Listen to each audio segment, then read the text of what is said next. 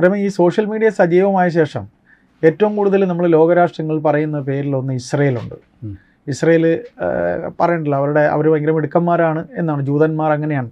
ഇപ്പോൾ ഇസ്രയേലിനെ സംബന്ധിച്ച് വരുന്ന ഒരു വാർത്ത എന്ന് പറയുന്നത്, നമ്മുടെ രാജ്യമായ ഇന്ത്യയിൽ ജമ്മു കാശ്മീരിൽ ഇസ്രയേലിന് സൈനിക താവളം ഉണ്ട് എന്നൊരു വർത്തമാനം വരുന്നുണ്ട്. അത് സോഷ്യൽ മീഡിയയിലാണ് വന്നിരിക്കുന്നത്. അപ്പോൾ ഇതിലെങ്കിലും എന്തെങ്കിലും വാസ്തവമുണ്ടോ? ഒട്ടുമില്ല.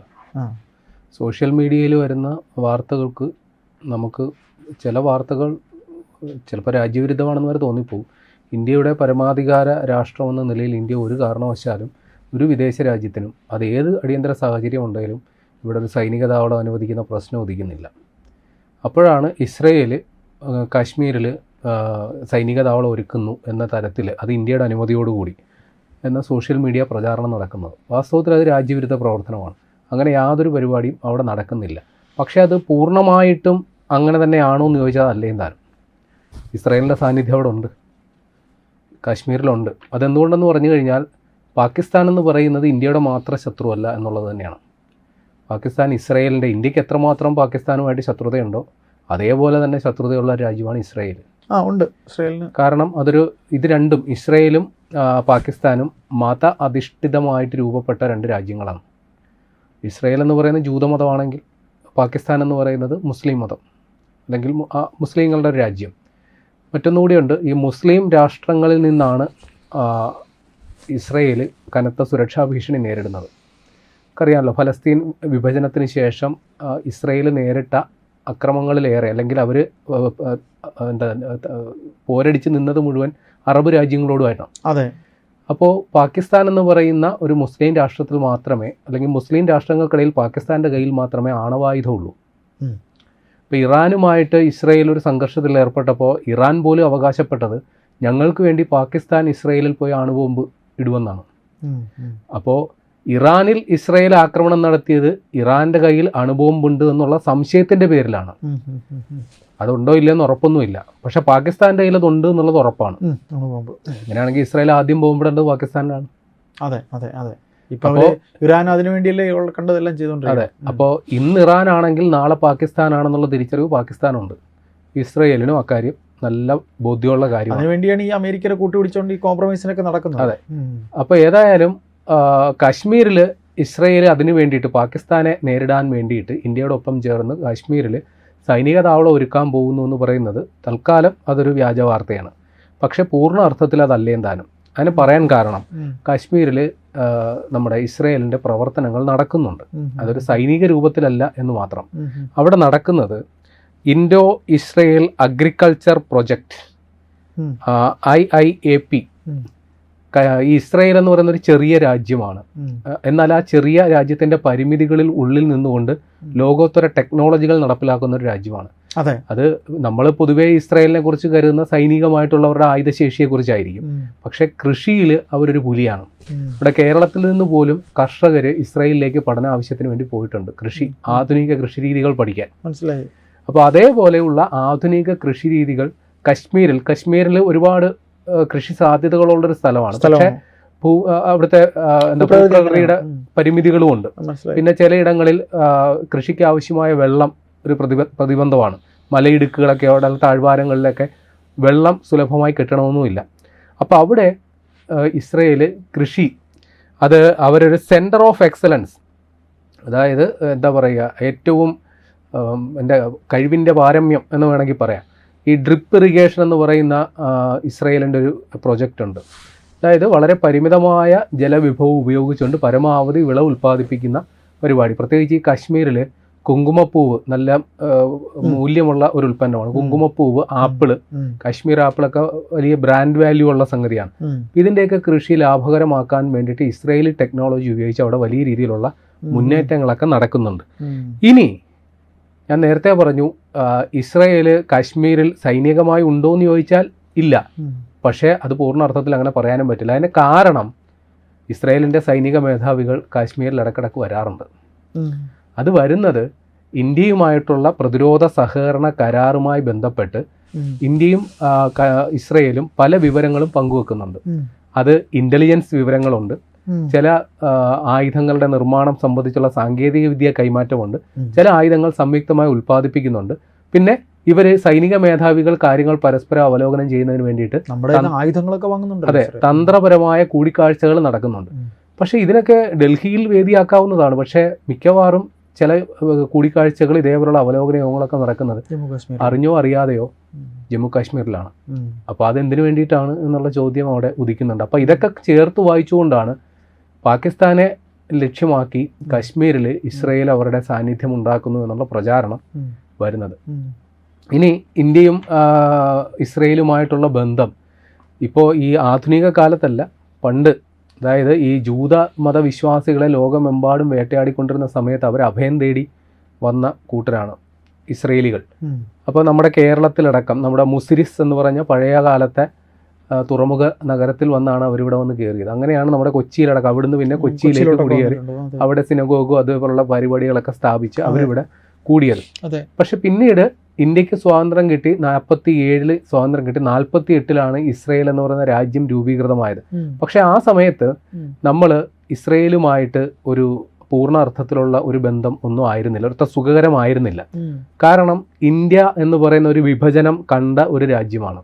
പാകിസ്ഥാനും ഇന്ത്യയും വിഭജിക്കപ്പെട്ട് അതിൻ്റെ മുറിവുകൾ പേർന്നു നിന്ന സമയത്താണ് സമാനമായി ഫലസ്തീനും അവിടെ വിഭജിക്കപ്പെട്ട് ജൂതന്മാർ ഇപ്പുറത്തും ഇസ്ലാം മത വിശ്വാസികൾ അപ്പുറത്തായിട്ട് അങ്ങനൊരു വിഭജനം. ഇപ്പോൾ രണ്ടും സമാനമായ സാഹചര്യം കൊണ്ട് ഇസ്രയേലിനെ നമ്മൾ ഒരു തീണ്ടാപ്പാട് അകലെ നിർത്തിയേക്കുകയായിരുന്നു. പക്ഷെ പിന്നീട് കാര്യങ്ങളിൽ വലിയ മാറ്റങ്ങളുണ്ടായി. 1950 കൂടിയാണ് നമ്മൾ ഇസ്രയേലിനെ ഒരു പരമാധികാര രാജ്യമായിട്ട് അംഗീകരിച്ചത്. 53 നയതന്ത്ര ബന്ധം തുടങ്ങുന്നു. അവരുടെ ഒരു കോൺസുലേറ്റ് ഇവിടെ ആരംഭിക്കാനായിട്ടുള്ള അനുമതി കൊടുത്തു.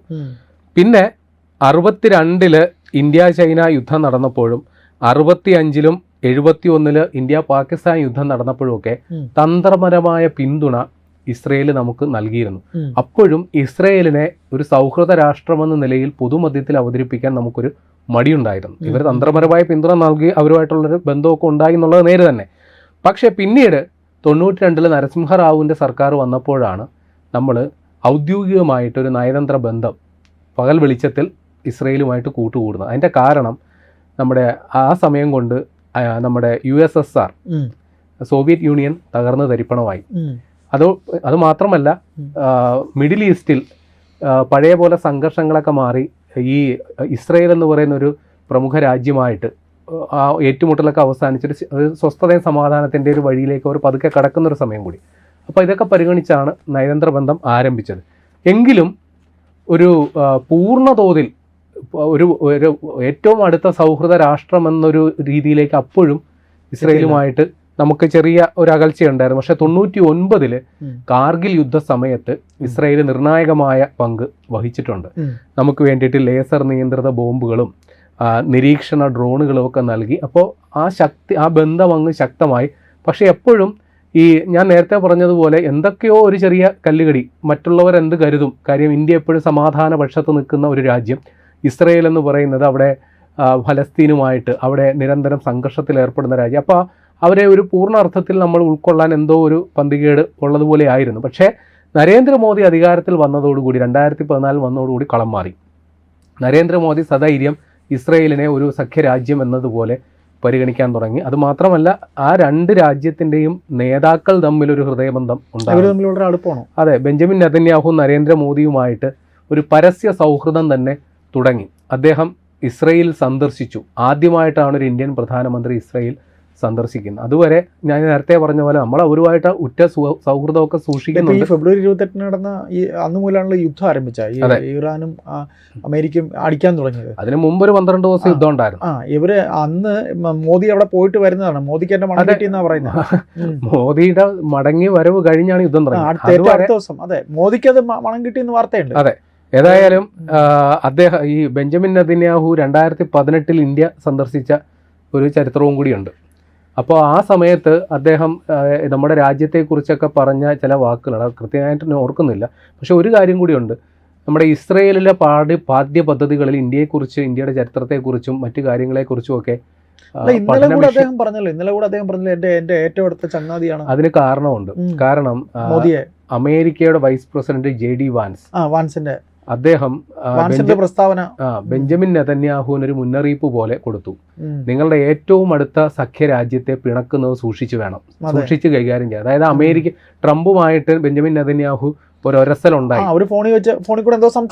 എന്തോ ഒരസലുണ്ടായി. കാര്യം ഈ ഇറാൻ യുദ്ധത്തിൽ നിന്ന് അമേരിക്ക പിൻവാങ്ങുന്നത് ഇസ്രയേലിന് അത്ര സ്വീകാര്യമായിരുന്നില്ല. സപ്പോർട്ട് ചെയ്തില്ലേ? അത് മാത്രമല്ല, ഇസ്രയേൽ ഇപ്പോഴും ലെബനനിൽ ആക്രമണം നടത്തിക്കൊണ്ടിരിക്കുന്നു. അത് ഈ കരാറിന്റെ ലംഘനമാണ്. അപ്പൊ അതിലൊക്കെ ട്രംപിന് വലിയ അതൃപ്തിയുണ്ട്. അത് അദ്ദേഹം പരസ്യമാക്കുകയും ചെയ്ത ആ അർത്ഥത്തിലാണ് JD വാൻസ് ബെഞ്ചമിൻ നെതന്യാഹുവിന് ഒരു മുന്നറിയിപ്പ് കൊടുത്തത്. അപ്പോൾ ബെഞ്ചമിൻ നെതന്യാഹു പറയുന്നു, നിങ്ങൾ പിന്തുണ ഇല്ലെങ്കിൽ പോലും ഒരു ചെറിയ രാജ്യം എന്ന് പറഞ്ഞാൽ ഭൂവിസ്തൃതിയുടെ അടിസ്ഥാനത്തിലാണ് ഇന്ത്യ അങ്ങനെ പറഞ്ഞത്. ചൈനയെക്കാളോ റഷ്യയെക്കാളോ ചെറിയ രാജ്യം തന്നെയാണ് ഇന്ത്യ. പക്ഷേ ഒരു 150 കോടി വരുന്ന ജനസമൂഹം ഉള്ളവരുടെ പിന്തുണ ഞങ്ങൾക്കുണ്ട്. ഞങ്ങളുടെ ഏറ്റവും അടുത്ത സൗഹൃദ രാഷ്ട്രമാണ് ഏറ്റവും അടുത്ത സൗഹൃദ രാഷ്ട്രമാണ് ഇന്ത്യ, അല്ലെങ്കിൽ സഖ്യരാഷ്ട്രമാണ് ഇന്ത്യ. അപ്പൊ ഈ രീതിയിലൊക്കെ പരിഗണിക്കപ്പെടുന്നുണ്ട്. അപ്പൊ ഞാൻ നേരത്തെ പറഞ്ഞു, ഇസ്രയേലുമായിട്ട് നമ്മൾ നിരന്തരമായ ഈ പ്രതിരോധ രംഗത്ത് വലിയ സഹകരണം നടത്തുന്നുണ്ട്. അത് ഇന്ത്യയുടെ അതിർത്തി കാക്കുന്ന, പ്രത്യേകിച്ച് പാകിസ്ഥാനുമായിട്ടുള്ള അതിർത്തി മേഖലകളിൽ ഇസ്രയേലിന് വലിയ റോളുണ്ട്. കാരണം അവർ നൽകിയ നിരീക്ഷണ ഡ്രോണുകൾ, ലേസർ നിയന്ത്രിത വേലി, ക്യാമറകൾ, പിന്നെ സെൻസറുകൾ, ഈ നുഴഞ്ഞുകയറ്റം ഒക്കെ തടയുന്നതിന്, ഇതെല്ലാം ഇസ്രയേൽ സാങ്കേതിക വിദ്യയിലുള്ളത്. ഇതെല്ലാം നമ്മളവിടെ അതിർത്തിയിൽ ഫലപ്രദമായിട്ട് വിന്യസിച്ചിട്ടുണ്ട്. പിന്നെ കൂടാതെ കുറെ ഇന്ത്യ പ്രധാനമായിട്ടും ഇസ്രയേലിൽ നിന്ന് വാങ്ങുന്ന ചില മിസൈലുകളൊക്കെ വാങ്ങുന്നത്. ഇപ്പോൾ ബാരക് 8 എന്ന് പറയുന്ന ഒരു മിസൈൽ, അത് DRDOയും ഇസ്രയേലിൻ്റെ എയറോസ്പേസ് ഇൻഡസ്ട്രീസുമായിട്ട് സംയുക്തമായിട്ട് തയ്യാറാക്കുന്ന മിസൈലാണ്. ഇത് വിമാനത്തിലും ഡ്രോണുകളും അല്ലെങ്കിൽ മറ്റ് ശത്രുരാജ്യത്തിൻ്റെ മിസൈലുകൾക്കെതിരെയൊക്കെ പ്രയോഗിക്കാൻ ഫലപ്രദമായിട്ട് ഇന്ത്യ ഉപയോഗിക്കുന്നതാണ്. ഇതുകൂടാതെ ഇവരുടെ തന്നെ ചില ഡ്രോണുകൾ, അതിപ്പോൾ ഹാരോപ്പ് തുടങ്ങിയ ഡ്രോണുകൾ, അത് ലോകത്തെ ഏറ്റവും ക്ഷമതയുള്ള ഡ്രോണുകളാണ്. അപ്പോൾ ഇതൊക്കെ ഇന്ത്യ സാർവത്രികമായിട്ട് ഉപയോഗിക്കുന്നുണ്ട്. അപ്പോൾ ഇതിൻ്റെയൊക്കെ ചില അപ്ഡേഷനുമായിട്ട് ബന്ധപ്പെട്ട്, അവലോകനവുമായി ബന്ധപ്പെട്ട് നിരന്തരം ഇസ്രയേലി സൈനിക ഉദ്യോഗസ്ഥർ ഇന്ത്യയിലേക്ക് വരുന്നുണ്ട്. ഇന്ത്യയുടെ സൈനിക ഉദ്യോഗസ്ഥർ ഇസ്രയേലിലോട്ടും പോകുന്നുണ്ട്. അപ്പോൾ ആ രീതിയിൽ ഇപ്പോൾ നയതന്ത്ര ബന്ധത്തിനപ്പുറം സൈനികമായിട്ട് ഒരു സിസ്റ്റം തന്നെ, വളരെ അടുപ്പമാണ്, പാരലൽ സിസ്റ്റം തന്നെ നിലനിൽക്കുന്നുണ്ട്. അപ്പോൾ ഇതൊക്കെ വെച്ചുകൊണ്ടാണ് ചില രാഷ്ട്രീയ വിശാരദന്മാർ തള്ളിമറിക്കുന്നു. അവിടെ വന്ന് മീറ്റിംഗിന് കഴിഞ്ഞിട്ട് പോകുമ്പോൾ ഉടനെ പറയും അവിടെ സൈനിക ക്യാമ്പ് ഉണ്ടോ? അല്ല, ഇതിപ്പോ ഇങ്ങനെ ഈ പാകിസ്ഥാൻ ലക്ഷ്യമാക്കി ഇസ്രയേൽ ഒരുങ്ങുന്നു എന്ന് പറയുന്നതിന്റെ ചില കാരണങ്ങളാണ് ഞാൻ പറയുന്നത്. ഇറാൻ കഴിഞ്ഞാൽ പിന്നെ ഇസ്രയേലിന്റെ അടുത്ത ടാർഗറ്റ് പാകിസ്ഥാനാണെന്ന് പാകിസ്ഥാനും ഭീതിയുണ്ട്. പിന്നെ പാക്-അധീന കശ്മീരിൽ ഇപ്പോൾ നടക്കുന്ന സംഘർഷങ്ങളുടെ പശ്ചാത്തലത്തിൽ കുറച്ചുകൂടി ഒന്ന് പൊലിപ്പിക്കാൻ വേണ്ടിയാണ് ഇത്തരം പ്രചാരണങ്ങളൊക്കെ. പാകിസ്ഥാന് മുട്ടിടി ഉണ്ടാവും, സ്വാഭാവികമാണ്. കാര്യം ഇസ്രയേലിനെ ഒരു തരത്തിലും അംഗീകരിക്കാത്ത രാഷ്ട്രമാണ് പാകിസ്ഥാൻ. പാകിസ്ഥാൻ പുറപ്പെടുവിക്കുന്ന പാസ്പോർട്ടിൽ എഴുതി വെക്കുന്നത് പോലും ഈ പാസ്പോർട്ട് ലോകത്ത് എവിടെയും അംഗീകരിക്കപ്പെടും, ഇസ്രായേൽ ഒഴികെ അങ്ങനെ എന്ന് എഴുതി വെച്ചേക്കുന്ന ഒരു രാജ്യമാണ് പാകിസ്ഥാൻ. അപ്പൊ ആ രീതിയിൽ അടിസ്ഥാനപരമായി ശത്രുതയുള്ള രാജ്യമാണ്. ഒരു കാരണവശാലും പാകിസ്ഥാന്റെ പ്രഖ്യാപിത നിലപാട് ഫലസ്തീൻ എന്ന് പറയുന്ന രാജ്യം രൂപീകരിക്കപ്പെടാതെ ഇസ്രായേലിന് ഒരു കാരണവശാലും അംഗീകരിക്കില്ല എന്നുള്ളതാണ്. അപ്പൊ ഇങ്ങനെയുള്ള പ്രശ്നങ്ങൾ നിലനിൽക്കുന്നതും ഇതും കൂടി ചേർത്ത് വെച്ചിട്ടാണ് ഈ ജാതി തള്ളൊക്കെ വരുന്നത്. പക്ഷേ അത് ഒരു പൂർണ്ണമായും തള്ളാണെന്ന് നമുക്ക് പറയാനും പറ്റാത്ത അവസ്ഥയുണ്ട്.